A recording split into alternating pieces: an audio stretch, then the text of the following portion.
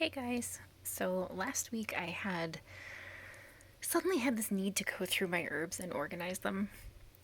I think because I'm in the process of making a couple of loose incense blends.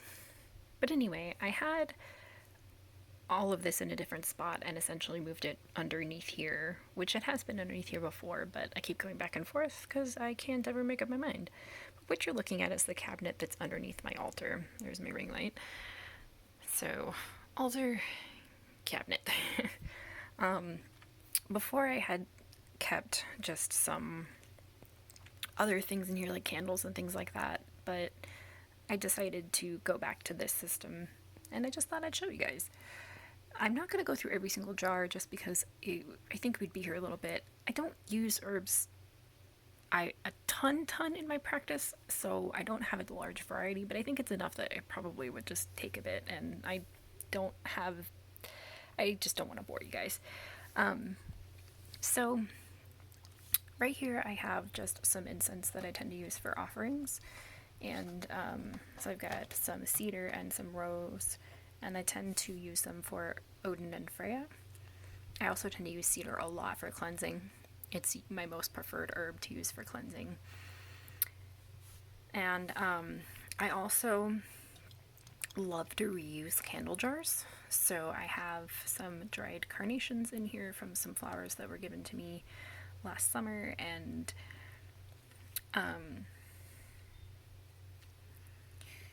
I have, this is another candle jar that's got a ton of lavender in it. And as you can see, I've got dried crushed roses. Back there, there's some rose buds and buckthorn and floral mix. I've just got a lot of bits and bobs. I tend to reuse spice jars too, as you can see. I also buy spice jars at IKEA because you can get these, like a pack of 4 of them, I think, for like a couple bucks. And I use masking tape to label. And then I have moon water here, and this is some salt that's got like incense ash and stuff in it. I have been meaning to sprinkle this on the corners of my property for protection. And then this is the most unique thing I have. This is Mount St. Helens ash.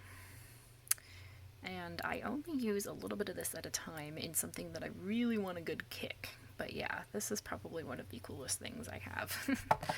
I have various oils and sprays. This is a smokeless spray that I tend to use. I spray it on like my altar to clean it off and stuff, as you guys have seen in my altar videos.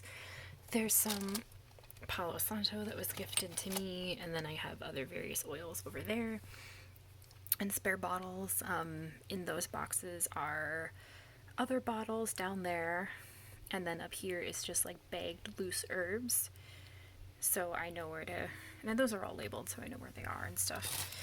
And then this right here is my baby spoon from when I was little. So I keep that here and I use it now for my craft.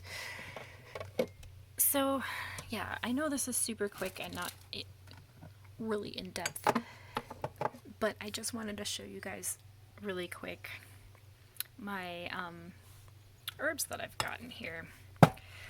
Let's see. I honestly want to get a little bit more, maybe grow my own calendula, because I use that a lot in my practice, especially on my altar for the dead. And I tend to use a lot of cedar. I'm getting more familiarized with mugwort, as I've got in the back corner there. And I have kind of various other things. I've got some dragon's blood, which is right there. And this is a little like floral blend that I actually think it was Brittany from Palm Tree Bewitchery that sent me some of this. And I would use that for like divine feminine offering, I would think. But yeah, so that's my little apothecary, my little herb cabinet. I just figured I would show it to you guys really quick and If you want to see a more in-depth tour, I'm more than happy to do that for you, but I just wanted to make a quick one to show you what I had done and how I had organized it. Thanks for watching, and as always, blessed be.